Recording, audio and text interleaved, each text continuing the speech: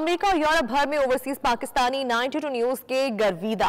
कोई community coverage का मौतरफ है तो किसी ने प्रोग्राम को शानदार करार दिया। 5वीं सालगिरह पर मुबारकबाद के पैगामात में ओवरसीज पाकिस्तानियों ने मजीद क्या कहा, आइए देखते हैं।